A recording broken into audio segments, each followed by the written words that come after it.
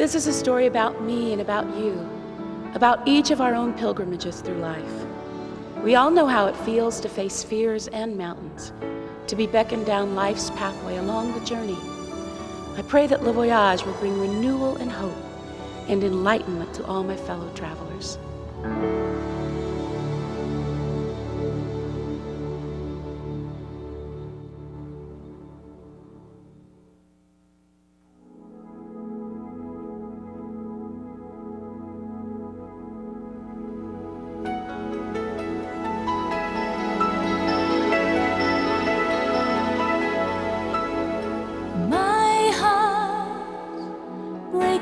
Inside me, how could anyone feel so alone? Tears flow, pouring from my sorrow. No one here but me knows that I'm alive. And the thunder rolls in me as the rain falls endlessly. Who can save me from my love?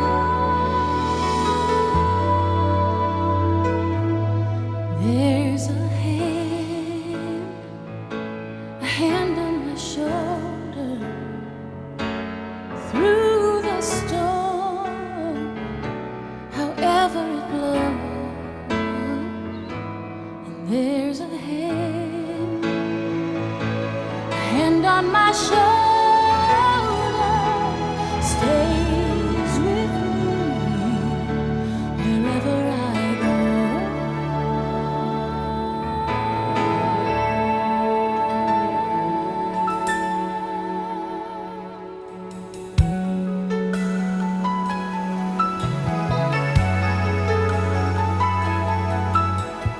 Clouds fade, even on a bad day, even when the bow breaks in the wind. And love stays, even when a man cries, and though a part of him dies in the end. Hit the lamp that tears the night with the spark of heaven's light. Never leaves me on my own. There's a hand on my shoulder through the storm, however it blows. There's a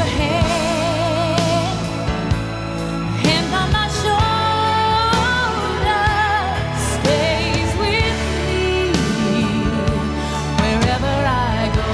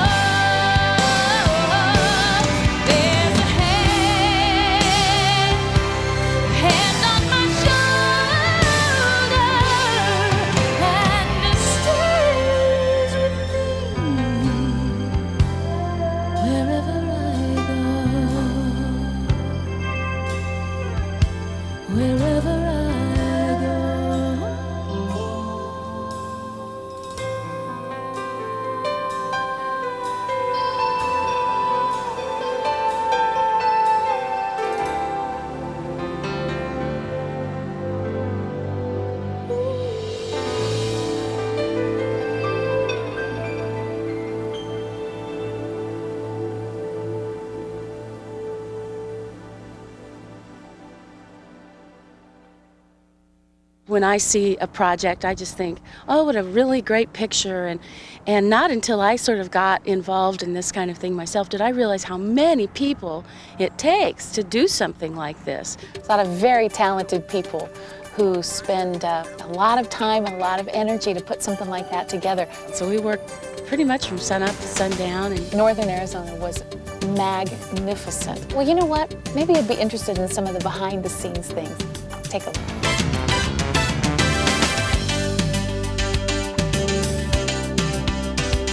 First off, it's way too early in the morning. It's amazing what your personal hairstylist can do. Okay, let's try a shot real quick. Lock it and walk it.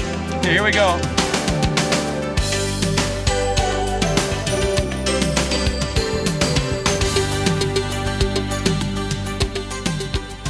my feelings about the place, it struck me as being some place that was just out of time a little bit, because it was just breathtaking, absolutely breathtaking. We got to Lake Powell, and we had our houseboats, which seemed like a good idea at the time. Other than the fact that we didn't have all the comforts of home, like, you know, VCR and TV and a phone, actually it turned out to be pretty fun. We just all became, it was like camp for about 4 days. We did have a mutiny today, which was kind of exciting. There's a hand on my shoulder. Here we are, in the middle of nowhere. Hey, what channel is this on?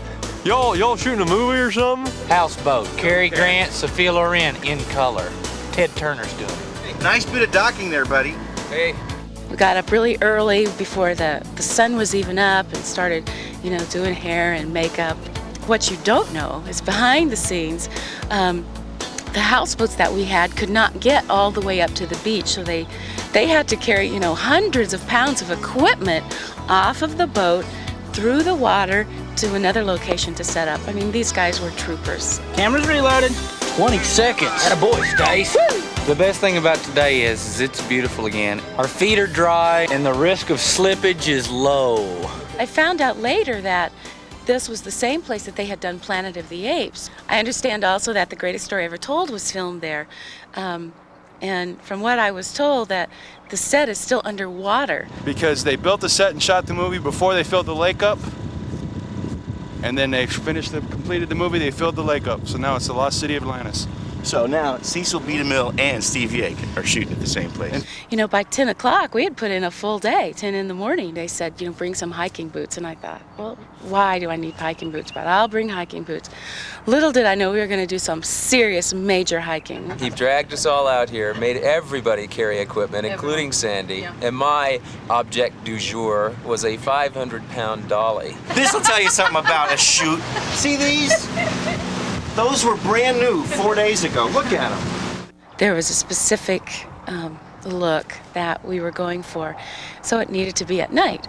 The stars, the sky was absolutely magnificent, and then the closer we got to where the film crew had set up for the shoot, they had these enormous lights. Remember, see, there's no electricity, so all those batteries had to be carried out there, all those lights had to be carried out there, and it was very impressive to look at.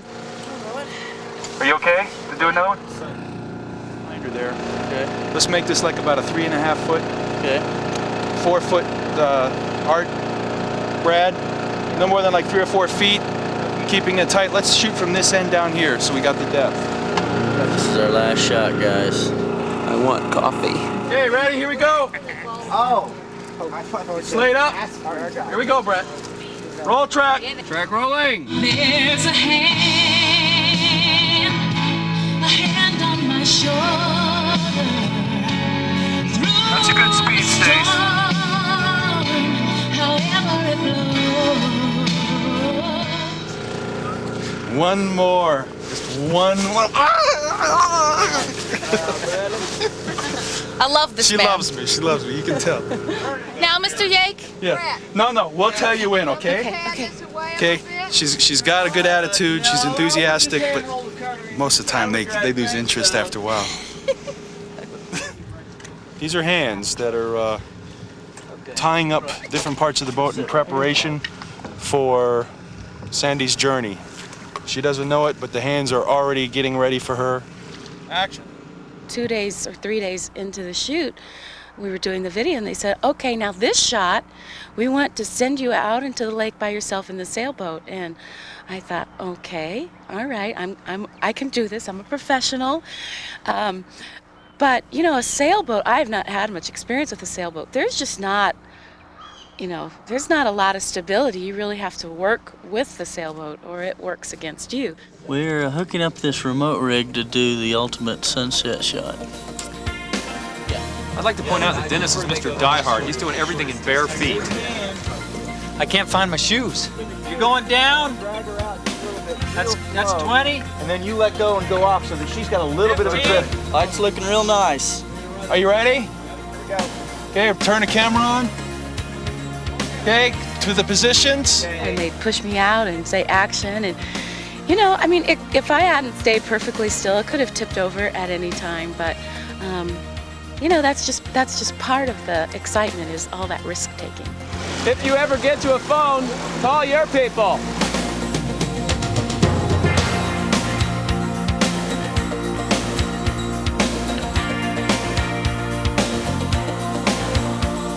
I remember kind of the end of the very last day, we were doing some helicopter shots, and there was no communication because my radio had gone down, the director's radio had gone down. Because it was a helicopter shot, there could be nobody else around the premises for miles and miles, it seemed. So I was standing on this lone rock all by myself. All I could hear was, you know, the helicopter swooshing by, and I had to continue to stay in character. And the director was trying to give me hand signals, and I got totally frustrated and threw my gloves down. Anyway, that was the only stressful time of the whole trip. Roll it.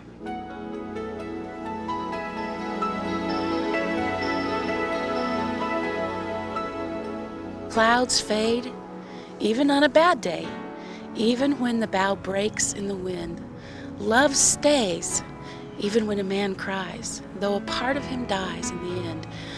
I love that lyric because it truly says, I think, what life is, that in times of death, whether it's a part of yourself, there's still love that can continue to grow. There are different change points in our life that shape our life dramatically and are all significant parts of our journey, not for the purpose to leave us wounded, but I think for the purpose of making the journey all that it can be. Through all of the difficult circumstances in our life, there's still a hand on our shoulder walking us through. It's like, you know, all of these other things, you know, just create smoke and like dust that just blows up. When that dust settles, there's still a hand there that has been there all along, and that will continue to be there in the darkness, in the light, in the pain, in the joy, in the triumph, and also in the tragedy. It's always there.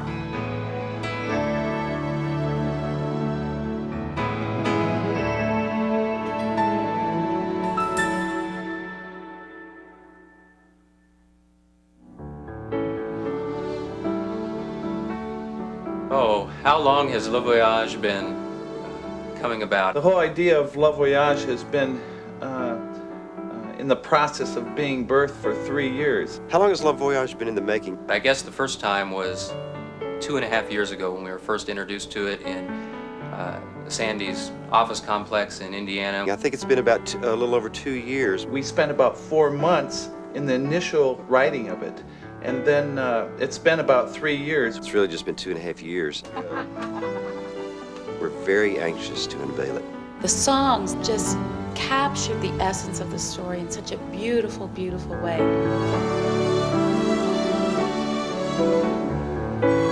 I think one of the things that we've lost in the last few years in musical expression is really the album as an art form.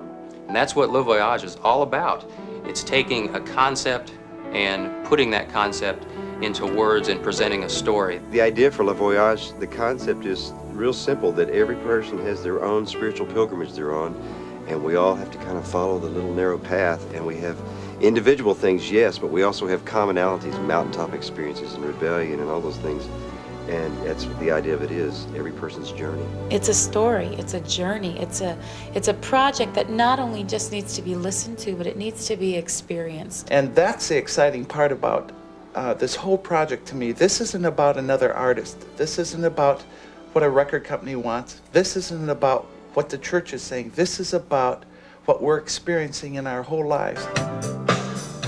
Whenever you venture out into uncharted waters, new territory, there's a risk involved. And this project is definitely a risk-taking project, but it's something that I feel so strongly about.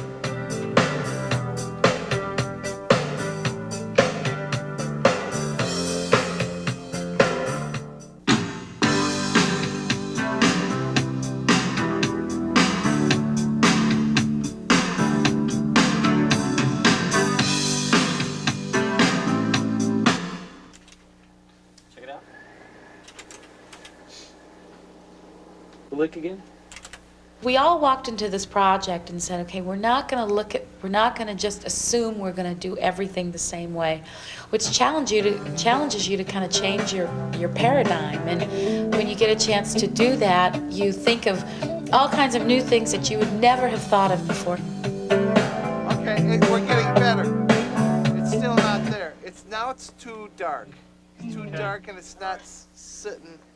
Play the figure again for me, Tom. Just working on EQs. Hey, Bill, which pickups do you like the best? This?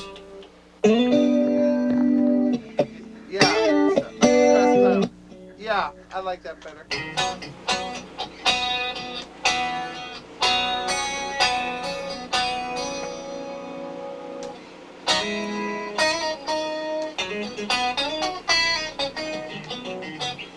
I got a chance to sing with an incredible singer named John Elefante, who just, I would say, well, you know, I'm kind of looking for something like this, and he'd sing it, and he'd say, you mean like that? And I would say, that's like basically perfect there.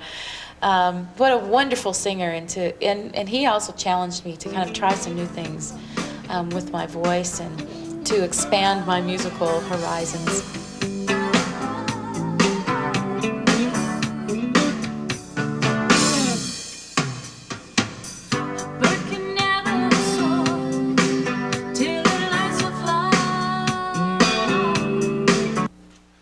Let's go to the single note thing.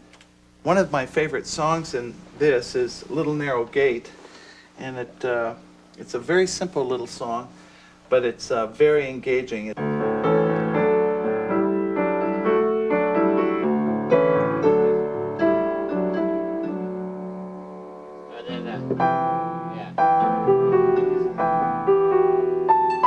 When you look at the people involved here, Bob Farrell and Greg Nelson, two of the most amazing songwriters in the country, Sandi, an incredible vocalist, and then bringing in somebody like Robbie Buchanan to arrange all of the songs.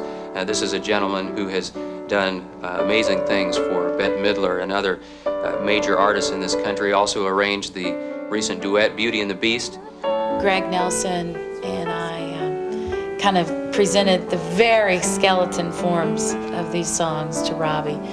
It said, you know, do your thing, do that Robbie Buchanan thing.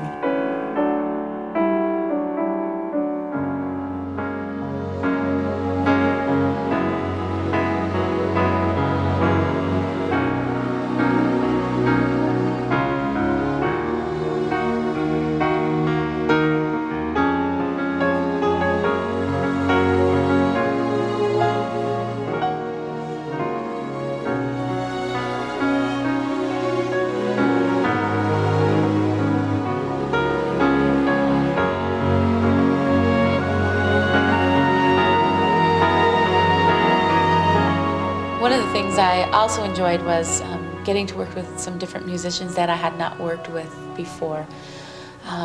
Jeremy Lubbock is an incredible arranger and orchestrator, and he's somebody that I have admired his work for such a long time. I have albums that his name appears time after time after time on the credits.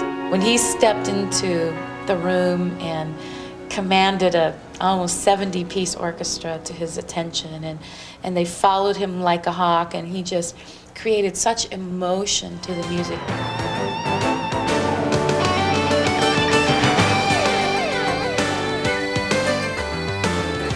It really challenged me to different kinds of musical styles that have not been really in my work before. I love the Impressionists. I love Ravel. I love Debussy, and I love the painting of that era.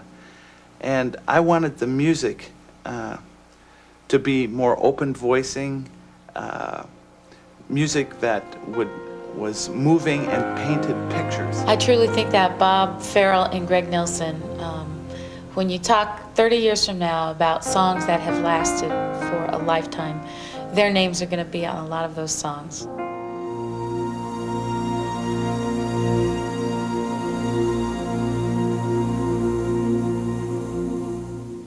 So I guess the big question is, why do a project like this? I would really like to see people take a look at the work and say, hey, that's me, that's where I am. And be able to take an overview of the whole work and see that in their life there's hope. What I hope that it can do is challenge people to see their life as a journey as well. Le Voyage, the book and the music together, becomes an event. It becomes each person's journey.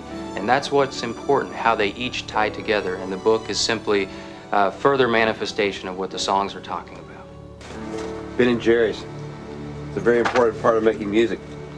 One of the most wonderful discoveries for me on this project was to realize, I think, how blessed I am. There's a lot of unexpected friends that come along our path. Sometimes we know them and they take on new light, and sometimes we don't even know them. To find that to be really true in the story, and to also find that to be really true in my own life, was a wonderful discovery. The companion in my life is Jesus Christ, and that is who I see when I think of this story. He is the one who walks with me through the difficult places, and he is the one who rejoices with me on the top of the mountain, and he is the one who holds my hand through the forest of fears, and he is the one who urges me on. And this is probably a way for me to express the things that have been going on in my life, but more than anything else, to talk about the faithfulness of God and how he's been with me through the entire process. There's a hand